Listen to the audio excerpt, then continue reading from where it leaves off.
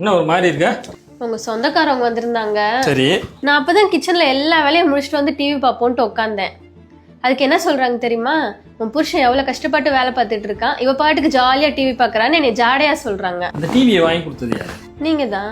கையில இருக்க போனு நீங்க தான். அந்த டபுள் டோர் ஃப்ரிட்ஜை வாங்கி கொடுத்தது அதுவும் நீங்க தான் வாங்கி கொடுத்தீங்க. அந்த முன்னாடி கதவை வச்ச மாதிரி வாஷிங் மிஷின் வாங்கி கொடுத்தது நீங்க தான். இதெல்லாம் எப்படி வந்துச்சு? இதெல்லாம் வாங்குற அளவுக்கு இன்னைக்கு இருக்கோம்னா ராப்பகலாக கஷ்டப்பட்டு பண்ண என்னோட உழைப்பு மட்டும் காரணம் இல்லை.